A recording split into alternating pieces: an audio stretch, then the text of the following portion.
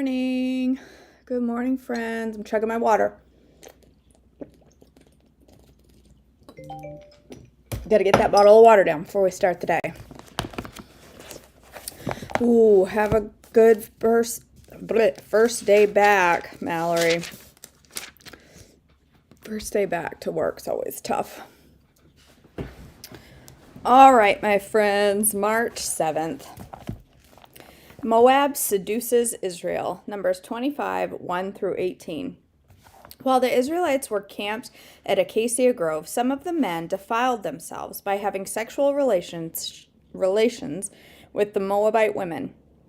These women invited them to attend sacrifices to their gods. So the Israelites feasted with them and worshipped the gods of Moab. In this way, Israel joined in the worship of Baal of Peor, causing the Lord's anger to blaze against his people. The Lord issued the following command to Moses: "Seize all the ringleaders and execute them before the Lord in broad daylight, so his fierce anger will turn away from the people." So Moses ordered Israel's judges, "Each of you must put to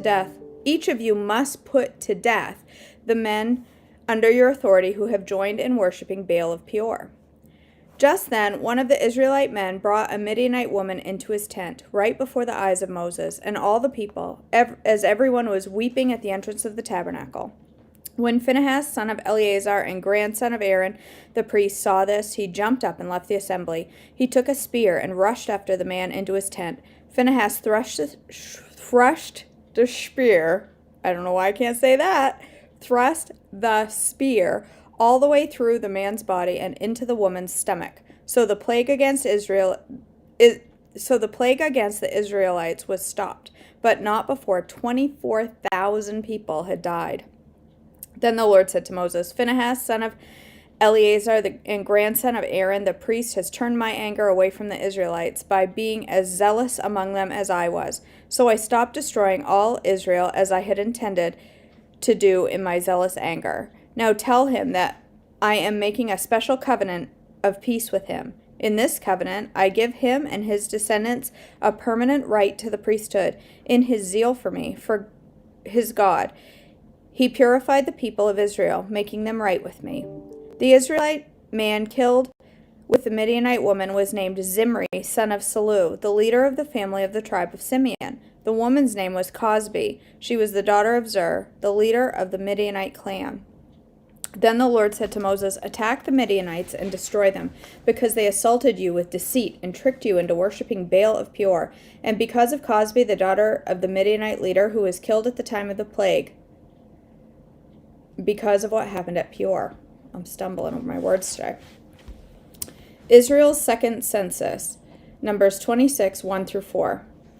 After the plague had ended, the Lord said to Moses and to Eleazar, son of Aaron the priest, "From the whole community of Israel, record all the names of the warriors by their families. List all the men 20 years old or older who are able to go to war." So there, on the plains of Moab, beside the Jordan River, across from Jericho, Moses and Eleazar, the priests, issued these instructions to the leaders of Israel: "List all the men of Israel, 20 years old and older, just as the Lord commanded Moses. This is the record of all the descendants of Israel who came out of Egypt." The tribe of Reuben, Numbers 26, 5 through 11. These were the clans descended from the sons of Reuben, Jacob's oldest son. The Hanashite clan, named after their ancestor Hanak. The Paluite clan, named after their ancestor Palu. The Hezronite clan, named after their ancestor Hezron. The Carmite clan, named after their ancestor Carmi. These were the clans of Reuben. Their registered troops numbered 43,730. Palu was the ancestor of Eliab, and Eliab was the father of Nemuel, Dathan, and Abiram. This Dathan and Abiram are the same community leaders who conspired with Korah against Moses and Aaron, rebelling against the Lord. But the earth opened up its mouth and swallowed them with Korah, and fire devoured 250 of their followers. This served as a warning to the entire nation of Israel. However, the sons of Korah did not die that day. The tribe of Simeon, Numbers 26, 12 through 14. These were the clans descended from the sons of Simeon. The Jemuelite clan, named after their ancestor Jemuel. The Jaminite clan named clan named after their ancestor Jamin. The Jachinite clan named after their ancestor Jachin. The Zoharite clan named after their ancestor Zohar. The Shaulite clan named after their ancestor Shaul. Why is that so hard to say? These were the clans of Simeon. Their registered troops numbered 22,200. Great. I gotta say it a whole bunch more times. I can't speak English this morning. It's a difficult language on Tuesday. The tribe of Gad numbers 26, 15 through 18. These were the clans descended from the sons of Gad. The Zephonite clan named after their ancestor Zephan. The Haggite clan named after their ancestor Haggai. The Shunite clan named after their ancestor Shuni. The Oznite clan named after their ancestor Ozni. The Erite clan named after their ancestor Eri. The Eridite clan named after their ancestor Eridai. The Arelite clan named after their ancestor Areli. These were the clans of Gad. Their registered troops numbered 40,500. The tribe of Judah, numbers 26, 19 through 22. Judah had two sons, and Onan, who had died in the land of Canaan. These were the clans descended from Judah's surviving sons.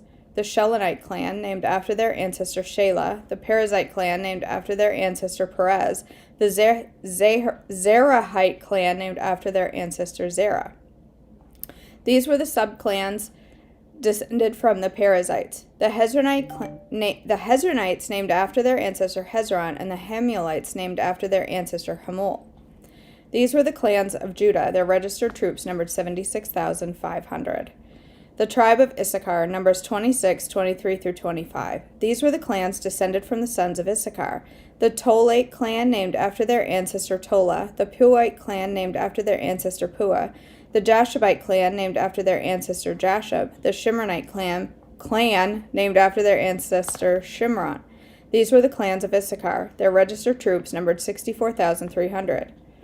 The tribe of Zebulun numbers 26, 26 through 27. These were the clans descended from the sons of Zebulun. The Seredite clan named after their ancestor Sered. The Elonite clan named after their ancestor Elon. The Jaleite clan named after their ancestor Jaleel. These were the clans of Zebulun. Their registered troops numbered 60,500.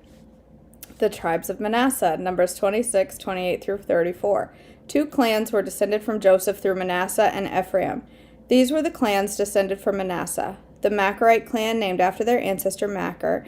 The Gileadite clan named after their ancestor Gilead, Machir's son.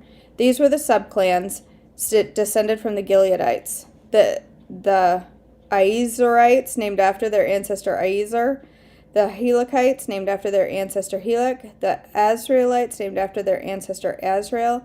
The Shechemites named after their ancestor Shechem. The Shemedites named after their ancestor Shemida. The Hepheratites named after their ancestor Hepher. One of Hepher's descendants, Zelophehad, had no sons, but his daughters were named Mala, Noah, Hogla. How would you like the name Hogla? Milcah, and Tirzah. I like the name Tirzah, though. These were the clans of Manasseh. Their registered troops numbered 52,700. The tribe of Ephraim numbers 26, 35 through 37. These were the clans descended from the sons of Ephraim. The Shuthelahite clan named after their ancestor Shuthelah. The Becherite clan named after their ancestor Becher. The Tahanite clan named after their ancestor Tahan. This was the subclan descended from the Shuthelahites. The Aaronites named after their ancestor Aaron.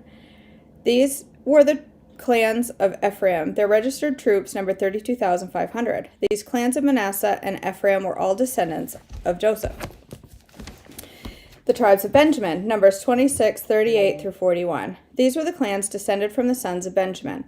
The Belite clan named after their ancestor Bela. The Ashbelite clan named after their ancestor Ashbel. The Ahiramite clan named after their ancestor Ahiram. The Shuphamite clan named after their ancestor Shupham. The Huphamite clan named after their ancestor Hupham.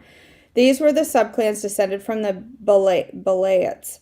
The Ardites named after their ancestor Ard. The Namites named after their ancestor Naaman. These were the clans of Benjamin. Their registered troops numbered 45,600.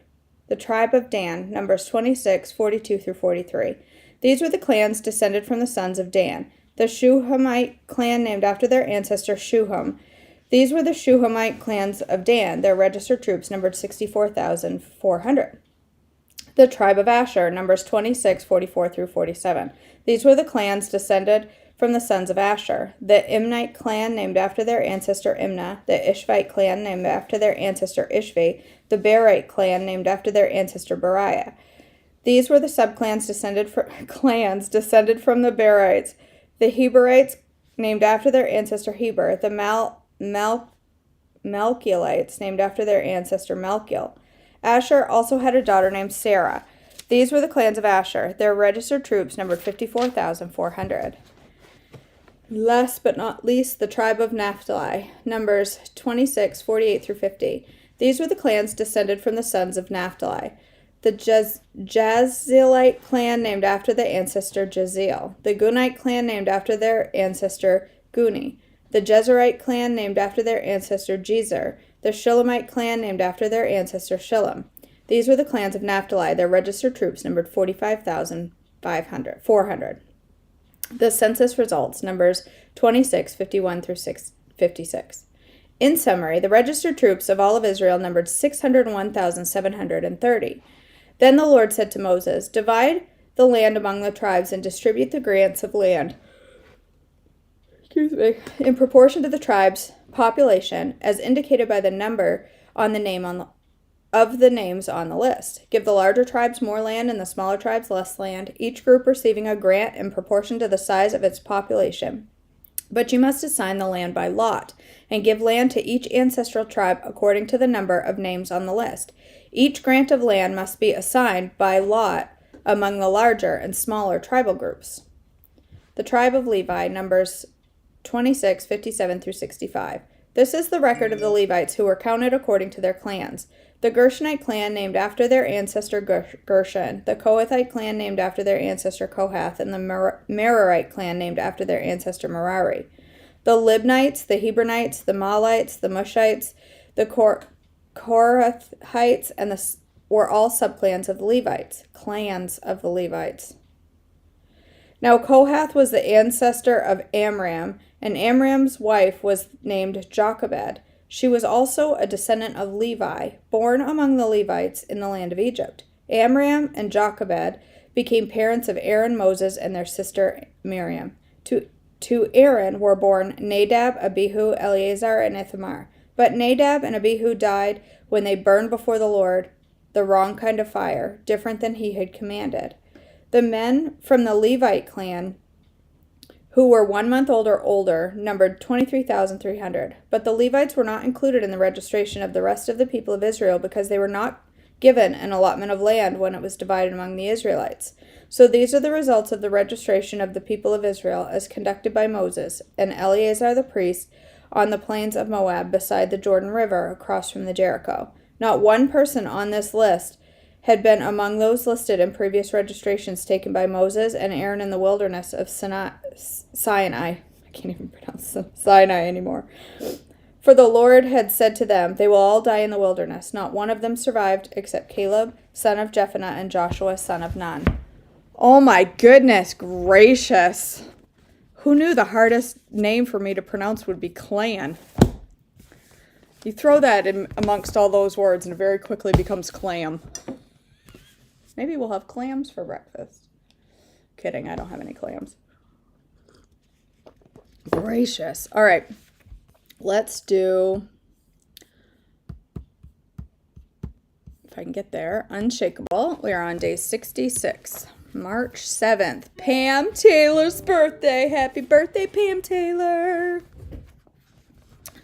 All right, remembering promises. The Lord is trustworthy in all he promises and faithful in all he does. Psalm 145:13. Sometimes we have to be intentional about remembering what we want to remember. How to pronounce the word clan. Birthdays, meetings, errands, appointments, oil changes. We write things down or put them in calendars in our phones so we remember what we are supposed to be doing when. For the same reason, it's important to be intentional about remembering the promises of God that we read in his word. Otherwise, naturally, we will forget them. We need to remember, for instance, that greater is he that is in us than he that is in the world, 1 John 4:4. That God brings beauty out of ashes, Isaiah 61:3. That he will never leave us nor forsake us, Deuteronomy 31:6. And that nothing can separate us from his love, Romans 8:38 through 39. When we remember promises like these, we will find courage to step out in faith. When we forget what God had said, we more easily react to our circumstances in fear. Faith activates us. Fear immobilizes and even cripples us. Today, as you make your to-do list or calendar, remember God's promises too, so you are able to walk in faith and not fear. Lord, help me remember your gracious promises to me. Seal them in my heart so I can walk without fear. Okay. All right, my friends, let's go ahead and say a word of prayer. Father in heaven, thank you so much for a beautiful Tuesday morning, for another day to get up and honor you with our words and our actions. I pray that you will go before us today to our jobs, our homeschooling, our taking kids to school, our taking care of houses and husbands, or whatever it is we have going on. Just be with us. Remind us of your always being present with us, and keep our eyes focused completely on you. Keep us focused on you instead of our fear, so that we may trust in you in everything we do. In your precious name I pray. Amen. Okay, my friends. All right, what time is it? I got time for breakfast. I can make it work.